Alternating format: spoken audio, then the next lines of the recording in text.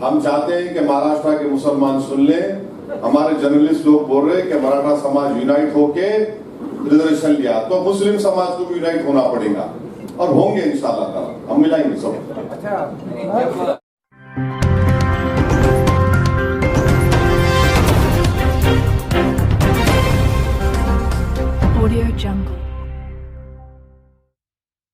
नहीं, ये important issue था, इसीलिए तो आपको जहमत दी गई, सेमिनार किया गया कि रिजर्वेशन का मसला जो है एक बहुत इम्पोर्टेंट मसला है।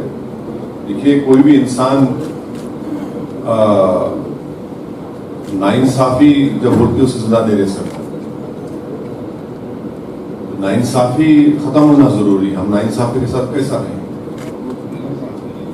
तो महाराष्ट्र के उन 50 कास्ट को जिसको मुंबई हाई कोर्ट ने अपने ऑर्डर में कहा कि एजुकेशन में इनको 4% रिजर्वेशन मिल सकता है, इसलिए कि वो सोशली एजुकेशनली उनके बैकवर्डनेस का एक एम्पिरिकल डेटा है, तो उसको नहीं देना ये बहुत बड़ी नाइंसाफी है।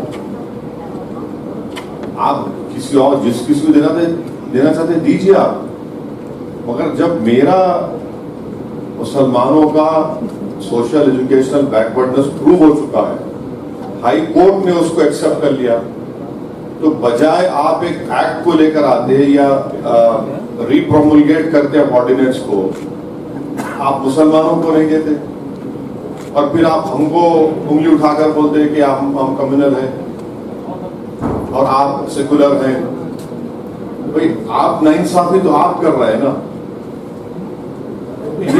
ये नाइंसाफी का खात्मा जरूरी, नाइंसाफी खत्म होना चाहिए और महाराष्ट्र के मुसलमानों को रिजर्वेशन मिलना चाहिए।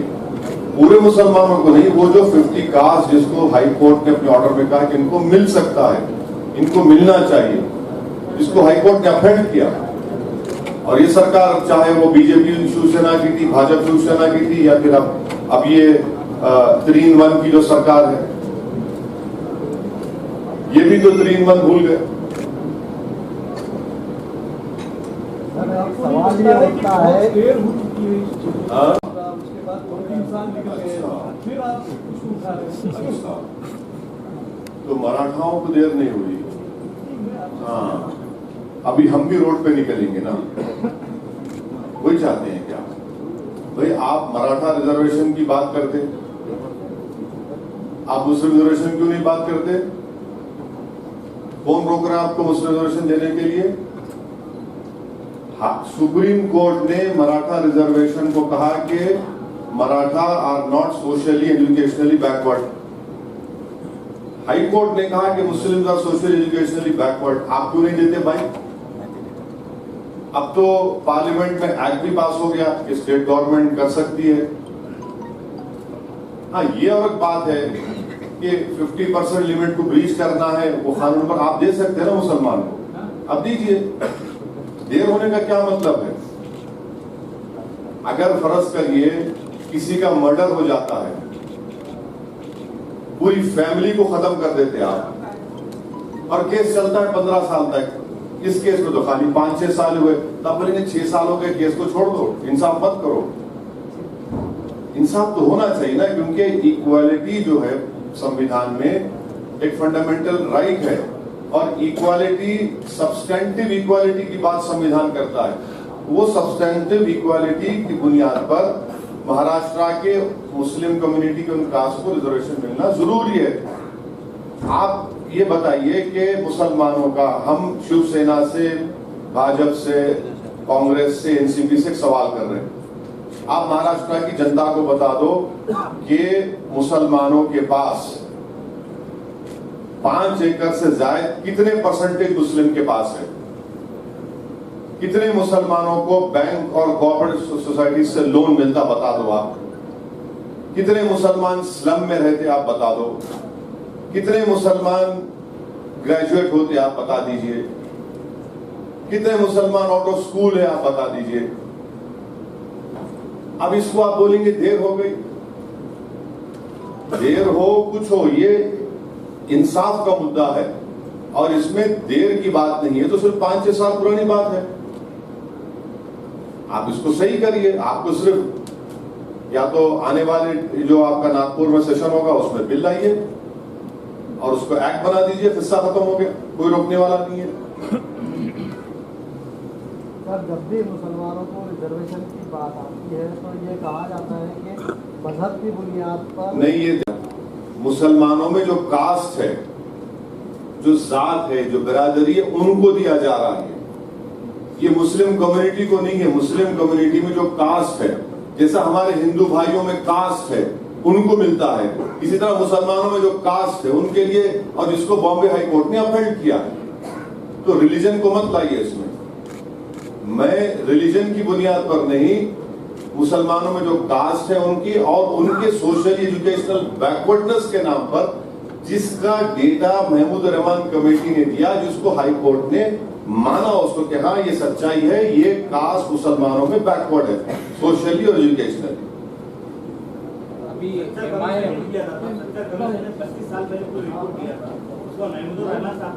नहीं, सच्चर कमीशन ने था, सच्चर कमेटी थी और सच्चर कमेटी के फाइंडिंग आज भी रिलेवेंट है।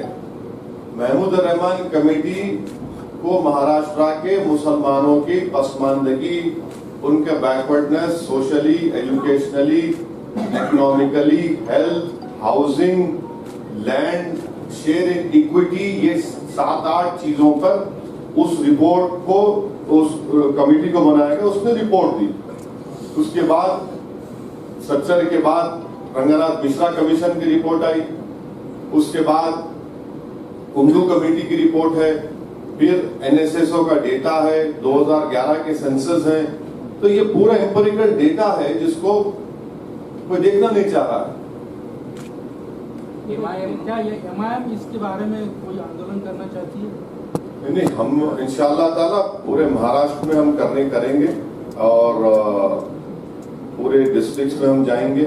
इसका ऑलरेडी प्रोग्राम का ऐलान कर चुके हैं। ये हमारे लिए एक अहम मुद्दा है। मुस्लिम आरक्षण का महाराष्ट्र के जो मुसलमानों में जो कास्ट है, जिनको हाईकोर्ट ने अपहेल्ड किया, उनके लिए, और वक्फ प्रॉपर्टीज को, वक्फ की जायदाद का तहफ्फुज हो, उसकी हिफाजत हो, उसका सही इस्तेमाल हो। ये 2 अहम इश्यूज हैं जिसके लिए हम लोग प्रोटेस्ट भी करेंगे, पब्लिक अवेयरनेस प्रोग्राम भी चलाएंगे और पूरे महाराष्ट्र में हम एक शुरू कर रहे हैं, शुरू भी हो चुका है और करते रहेंगे।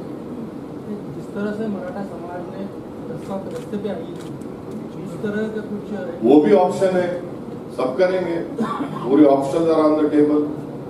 बिल्कुल। ये नए काम के लिए कुछ सियासी पार्टी आपके साथ जुड़ रही है? कौन जुड़ रहे हैं? सियासी पार्टी हमारी कोई जरूरत ही नहीं है, हम खुद बहुत बड़े हैं, इंशाल्लाह करेंगे। आपका साथ, आपकी दुआ रहेगी। वो जो जुड़ने का काम नहीं करना है, उनको खाली एक ऑर्डिनेंस या एक्ट बिल लेके आने का है। उनको वो एक बिल लेके आओ। नागपुर में जो असेंबली सेशन होने जा रहा है, आप एक बिल डालो मुसलमानों के लिए, बोल दो ना। आप दो महाराष्ट्र के मुस्लिम्स को दो, जिसको हाईकोर्ट ने अपहेल्ड किया है। आप पूरे ये बिल लाएंगे, वो बिल, ये बिल क्यों नहीं लेके आते? आप कौन रोक रहा आपको? लाना चाहिए। अगर नागपुर सेशन में ये बिल नहीं आता तो नागपुर सेशन में अगर ये बिल नहीं आता, लड़ाई चलेगी, तो आपका लड़ाई चलेगी। नागपुर जाएगा मोर्चा? नहीं, लड़ाई, अरे पूरे महाराष्ट्र में जाएगा। क्यों नागपुर के तक मुद्दा आप रोक दे रहे? पूरे महाराष्ट्र में जाएंगे, लड़ाई चालू रहेगी। हम अपना प्रोटेस्ट करेंगे, डेमोक्रेटिक राइट है, पीसफुल प्रोटेस्ट करेंगे। इस राइट के लिए हम लड़ेंगे। देखिए, मैं हर चीज को बर्दाश्त कर सकता हूँ, नाइंसाफी के बगैर, नाइंसाफी के साथ जी नहीं सकते। ये नाइंसाफी हो रही है हमसे। आरक्षण की लिमिट खत्म हो चुकी है। कैसा बोले? 52% की कैप जो है। अरे हाईकोर्ट ने कह दिया ना, हाईकोर्ट ने कहा कि मुसलमानों को दो, इनको दिया जा सकता है। हाईकोर्ट ने कहा एजुकेशन में दे सकते, एम्प्लॉयमेंट में दे सकते, क्योंकि एम्प्लॉयमेंट 50% क्रॉस कर गए थे। हाईकोर्ट ने कहा कि मुसलमानों का एजुकेशनल और सोशल बैकवर्डनेस है, मगर क्योंकि एजुकेशन में इनको दे सकते, एम्प्लॉयमेंट 50% क्रॉस कर एम्प्लॉयमेंट नहीं दे सकते, एजुकेशन में दो ना। हाईकोर्ट ने मराठा कमेटी के बारे में ऐसा ही कहा है ना। आप पढ़े नहीं बराबर, आप पढ़े नहीं बराबर। हाई कोर्ट ने उसको रिजेक्ट किया। सुप्रीम कोर्ट ने कहा कि इनका सोशली एजुकेशनली बैकवर्ड नहीं है। हाईकोर्ट ने दिया, हाई कोर्ट ने मुसलमानों को दिया, मराठाओं को भी दिया है। वो सुप्रीम कोर्ट नहीं, में गया। नहीं। हाई कोर्ट ने देने के बाद देखिए हाई कोर्ट सुनिए मेरी बात सुनिए।